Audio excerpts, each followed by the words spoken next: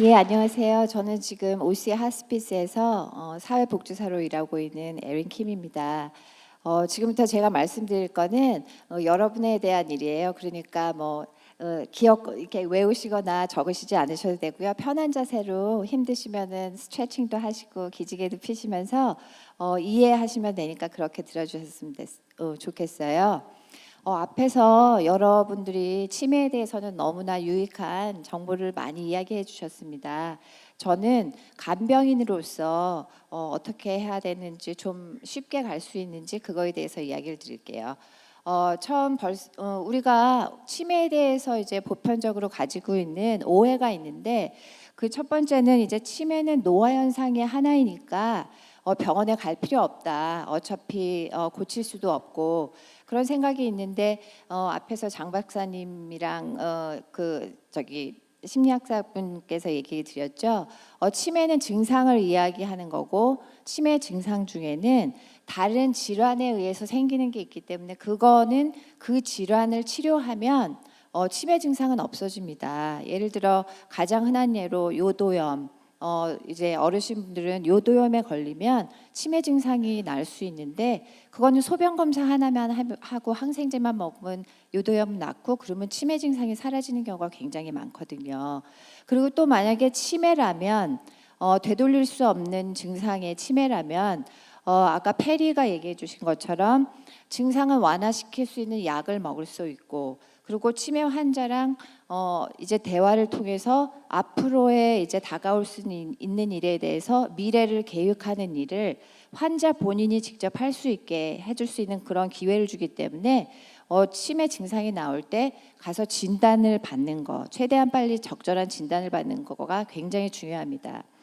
그리고 두 번째는 부끄러운 병이라고 생각해서 가족들이 더 이상 숨길 수 없을 때까지 혼자 끙끙 앓다가 나중에서야 할 수 없이 이제 모든 사람들이 알게 되는데 이제 치매는 한 개인이나 가족이 감당할 수 있는 그런 질병이 아닙니다. 이 사회의 이슈이고 그리고 우리가 전체적으로 다 같이 이렇게 내가야 될 어떤 프로젝트이기 때문에 그거를 숨기지 마시고 자꾸 그거를 이제 치매에 대해서 이야기해드리고 설명을 해드리고 이분이 치매가 걸렸습니다. 그러면 결국 주위 사람들에게도 치매를 배우게 되는 그 도움을 저희가 주는 거예요. 우리가 그렇게 생각하시고 고립되지 마시고 혼자 소갈이하지 마시고 좀 용기를 낼 필요가 있습니다.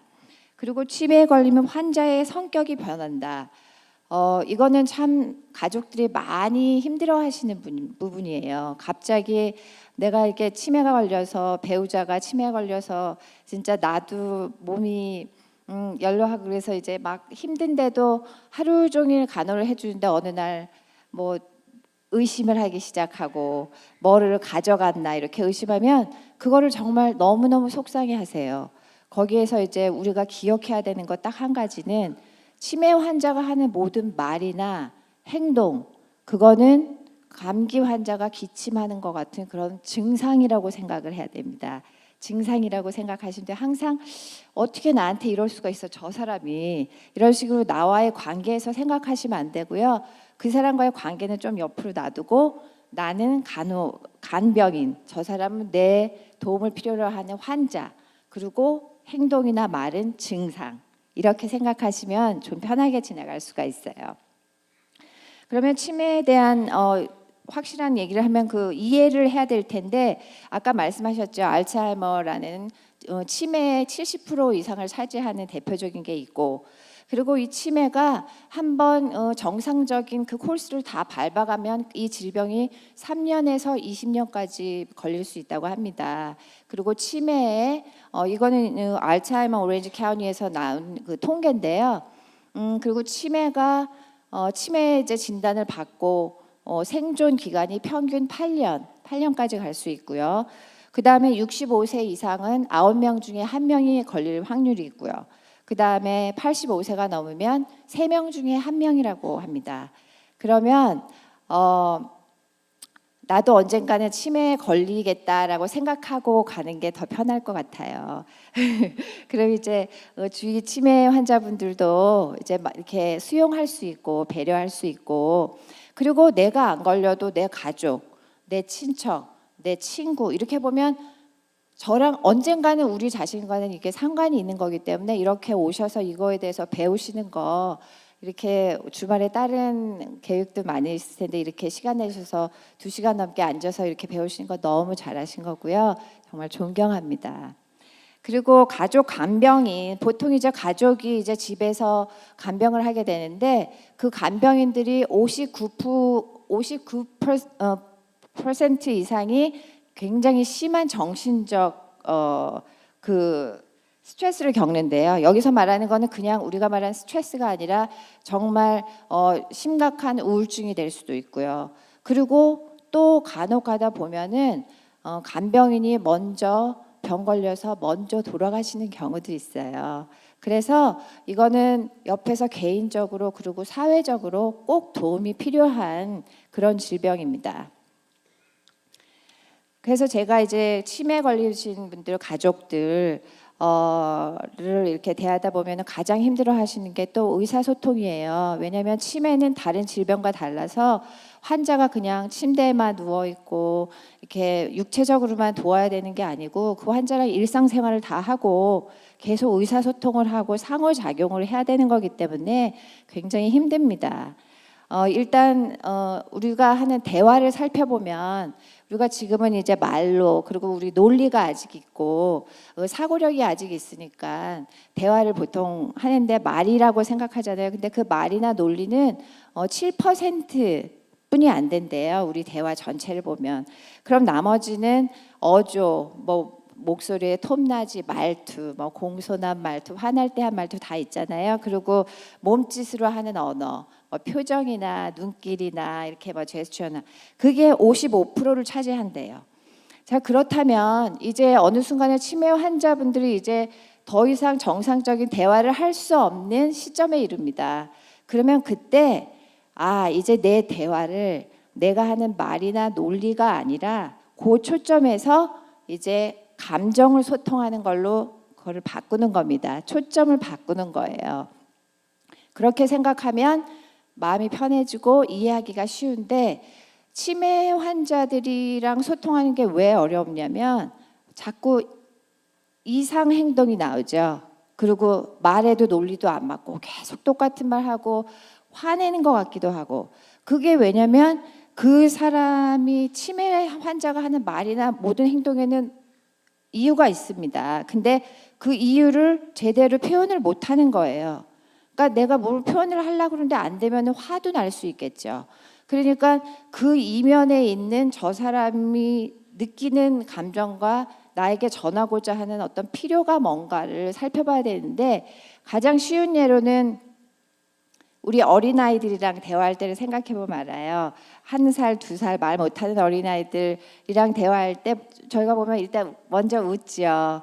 웃고 눈높이 맞추고 그리고 이제 애가 또 막 울면은 왜 우나 얘가 기저귀가 젖었나 아니면 배가 고픈가 너무 춥나 덥나 어디가 아픈가 여기도 만져보고 그러잖아요. 그래서 이제 기저귀가 젖었으면 갈아주고 배고프면 먹여주고 그리고 또 아이가 또 기분이 좋아서 뭐 옹알이를 하고 막 그러면은 우리가 어떻게 하나요? 말 못 알아들어도 그 감정을 근데 이상하게도 어린아이들에게는 저절로 돼요. 그게 저절로 그랬어 뭐가 필요해 좋았어 이런 식으로 근데 이게 뭐냐면 그 아이의 감정을 저희가 받아주는 거거든요. 그리고 그 아이의 감정을 인정해주고 이게 소통을 하는 겁니다. 그런 소통, 그런 배려랑 관심과 사랑으로 아이들이 자라나는 거예요. 그게 없으면 아이들은 감기만 걸려도 죽는다고 해요. 고아원에 있는 아이들은. 그래서 치매 환자들과의 그 대화 방법을 보면 딱 요거라고 생각하면 거의 맞아요. 근데 다른 거 한 가지가 있는데 뭐냐면 아이처럼 치매 환자를 대하면 안 된다는 겁니다. 보통 어르신들이 치매에 걸리시잖아요. 이때까지 그분들의 일생에서 사회적인 그런 위치도 있었고 가족에서도 가장으로서 또는 어머니로서 이렇게 한 게 있는데 무조건 지금 소통이 안 된다고 해서 아이처럼 아이한테 하는 뭐 갑자기 반말을 쓴다든가 아이들한테 그러면 안 됩니다. 아이들과 소통하는 이 배려하는 대화를 쓰되 그대로 존중, 그 사람에게 대한 존중, 그 인간에게 대한 존중은 그대로 남겨놔야 돼요. 그게 굉장히 중요하고요. 그래서 우리가 이렇게 배려하는 대화를 해야 되는데 그럴 때 하지 말아야 될 것은 절대 따지거나 화를 내거나 반박을 하거나 까먹은 거 자꾸 내가 아까 이랬잖아 따라해 뭐 내가 이따 또 물어볼 거야 이런 식으로 그거에 대해서 하면 안 돼요. 그건 절대 안 돼요. 그러면 나도 속이 상해지고 내가 벌써 이렇게 앵셔스하게 되면은 그게 그대로 환자에게 전달이 됩니다. 그 느낌이. 그래서 해야 할 거는 이제 간결한 문장을 사용하시고요. 아까 페리가 그러셨죠. 최대한 할 수 있는 일을 계속 할 수 있게 해주는 게 중요하다. 물론 환자가 하는 것보다 이제는 어느 순간에 내가 한 게 시간이 더 빠르고 더 잘 돼요. 그렇지만 그 환자에게 언어가 통하지 않아도 아직도 내가 살아있는 삶의 목적, 내가 다른 사람을 위해서 뭔가 할 수 있다는 그게 많은 표현이 못해 그게 제일 중요한 거거든요. 그러니까 하다못해 뭐 식사를 할 때나 옷을 갈아입을 때도 그분이 하게 해야 되는데 그것도 잊어버릴 때가 있는데 그거를 자꾸 이제 알려드려야 될 때는 간결한 한 줄로 된 문장으로 똑같은 문장으로 계속 굉장히 상냥한 어조로 차분한 어조로 계속 이야기해 드려야 되고요. 그다음에 대화의 주제를 전환한다는 거는 그 말이나 행동 이면의 감정을 읽는다는 거랑 또 연결이 되는데요. 예를 들어서 치매 환자가 자꾸 집에 간다고 합니다. 문 열고 집에 간대요. 집에 있는데 어디 가냐고 그러면 엄마 찾아간다고 그렇게 얘기를 하는데 그러면은 거기에서 너무너무 답답하고 슬프게만 생각할 게 아니라 지금 이 사람이 어떤 감정을 느껴서 이러나를 생각해 보면 우리도 어디 좀 불편하고 몸이 좀 아프고 좀 편하게 쉬고 싶으면은 돌아가신 엄마도 생각나고 그리고 집에 가고 싶고 그렇잖아요. 그러면 지금 이 환자가 불안한 거예요. 뭔가 이유는 모르지만 불안한 거예요. 그럴 때는 그 감정을 읽는다고 그랬죠. 엄마 지금 불안하세요? 불안한가 봐. 그런데 걱정하지 마세요. 제가 옆에 있으니까 괜찮아요. 이렇게 그 감정을 읽어주고 바로 주제를 전환합니다.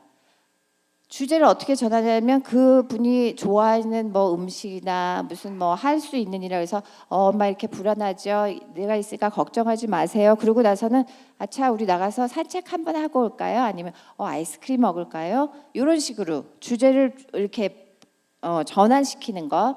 치매의 단점이자 장점은 잊어버린다는 겁니다. 꼭 기억해야 될 것도 잊어버리지만 기억하지 말았으면 하는 것도 잊어버립니다. 그래서 이게 굉장히 효과적이게 사용이 되는 거고요. 그래서 결국 환자의 감정을 인정하고 존중하며 소통하여야 합니다. 치매 환자라고 해서 방해나다가 그냥 혼자 두고 음식만 주고 뭐 깨끗이만 해줘 그러면 안 돼요. 소통을 해야 됩니다. 사람은 사회적인 동물이라고 그러잖아요. 그러니까 소통을 하면서 이제는 내가 누군지도 모르고 내 이름도 모르고 그 다음에 무슨 대화를 했는지도 모르지만 그거는 아무 상관없어요. 내가 지금 이 사람이랑 소통하는 이 순간 이 사람에게 어떤 느낌을 주느냐가 가장 중요하고 그거야말로 어떻게 보면 현재를 사는 그런 거가 되는 것일지도 모르겠어요. 그다음에 제가 지금 말을 조금 빨리 하는데요. 시간이 좀 지연돼서 마지막으로 이제 이야기하고 싶은 것은 자신을 돌보기입니다. 제가 맨 마지막에 이거를 넣은 이유는 너무너무나 중요한 거기 때문인데요. 우선 일단 간병인들이 자신을 돌보라 그러면 혼동을 해요. 그래서 내가 지금 나는 몸도 성한 사람인데 내가 어떻게 이기적으로 나를 돌볼 수가 있어. 이기적인 거랑 자신을 돌보는 거랑은 완전히 다른 이야기입니다.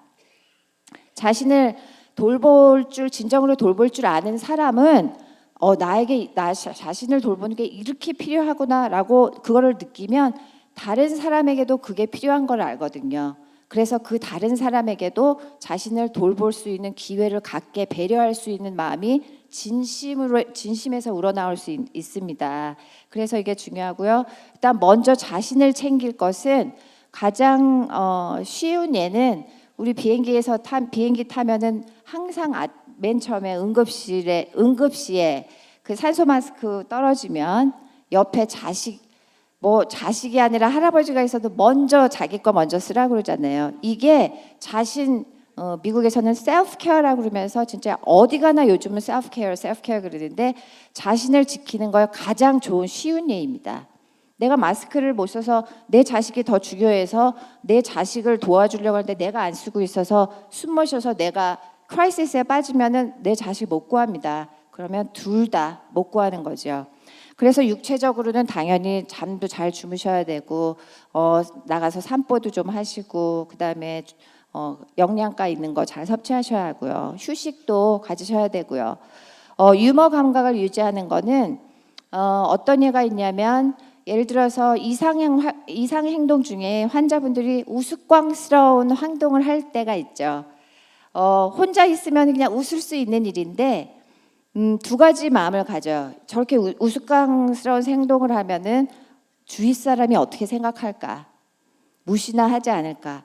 그리고 또 하나는 저분이 그렇게 점잖으시고 총명하신 분이었는데 어떻게 저렇게 되셨을까? 환자는 이유도 없이 혼자 너무너무 즐거워서 웃는데 가족들은 눈물을 흘리고 있어요. 그럴 때 같이 웃는 겁니다. 용기를 내서 같이 웃긴 상황이잖아요. 그러면 같이 웃어요. 웃긴 상황이 아닌데도 환자가 웃는다면 우리 그러잖아요. 기뻐서도 웃지만 웃으면 기뻐진다. 우리 뇌가 그렇게 작동을 한대요. 그러니까 우스꽝스러운 행동을 할 때 그때 기회는 이때다 그러고 같이 웃어서 나도 스트레스를 푸는 겁니다.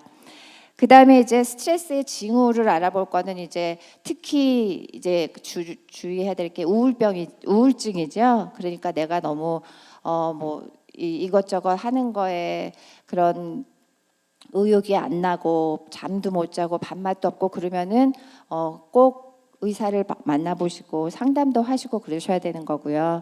주위의 도움을 구하는 것을 주저하지 말 것. 너무 중요한 거죠. 아까 제가 얘기했죠. 이거는 이제 한 개인이나 가족이 감당할 수 있는 게 아니라고요.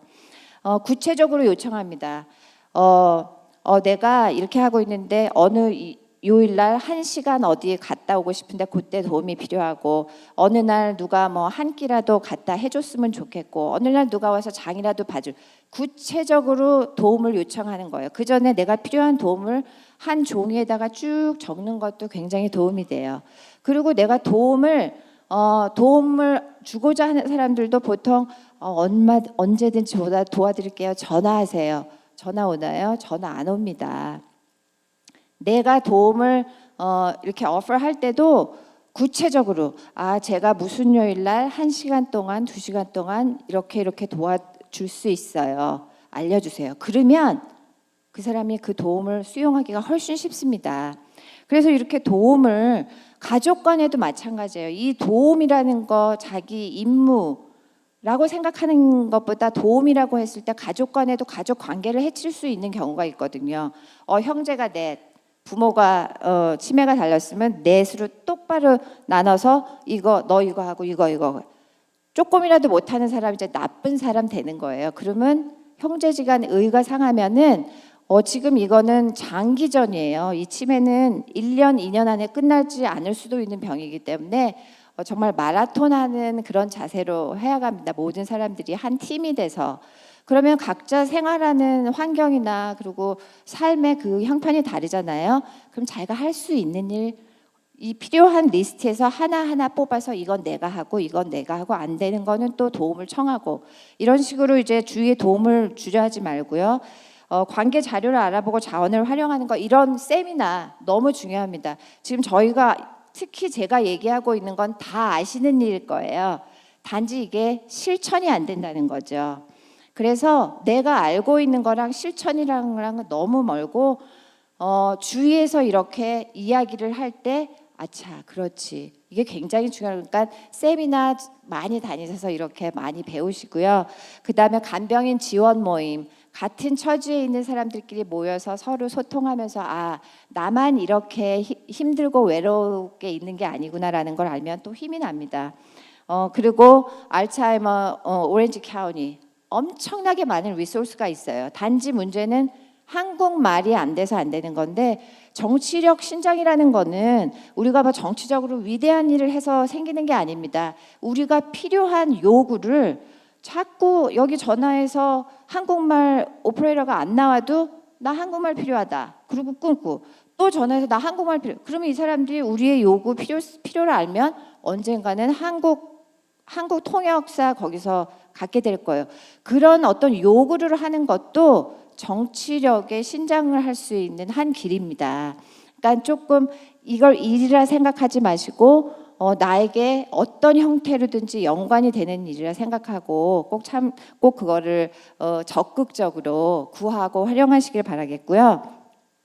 그리고 또 카운셀링이나 테라피도 굉장히 도움이 됩니다. 내가 어찌 해야 될 바를 모르고 우울해지고 그럴 때 그거 간과하지 마시고 그때 카운슬링 받는 것도 중요하고요. 그러면 지금 이 전체적인 거를 보면 우리가 병을 막을 수도 없어요. 그리고 병에 걸린 그 환자의 이상 행동도 우리가 조절할 수 없습니다. 그리고 내가 처한 지금 상황, 가족 상황 이것도 어떻게 할 수가 없죠. 그러면 여기서 내가 아무것도 바꿀 수가 없는데 뭐를 하나 바꿀 수 있을까 생각하면 내 생각하는 관점을 조금만 바꾸는 겁니다.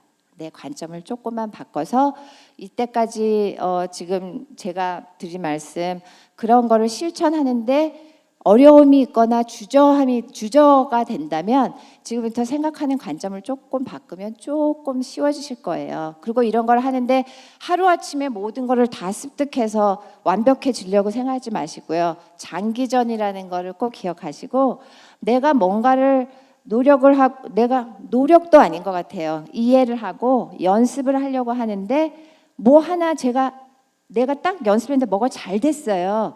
내가 이렇게 소통하니까 환자가 조금 안정되는 그러면 자기 자신에게도 인색하지 마시고 칭찬하는 겁니다. 아, 너무 잘했다. 그 느낌에 내가 자신을 얻고 또 동기부여가 돼서 조금 나가다 보면 어느덧 저기가 있는 겁니다. 그러니까 우리가 기분에 살고 기분에 죽는다고 하잖아요. 그러니까 관점을 바꾸고 조금이란 성과도 그때 칭찬하고 타인이라면 감사하고 그거 인정해 주시고 감사하고 그렇게 하다 보면 이 길 수도 있는 길이 조금은 쉽게 수월하게 여러 사람의 도움으로 함께 좀 나아갈 수 있지 않을까 생각하고요. 저는 마음속으로 늘 여러분들을 지원하겠습니다. 감사합니다.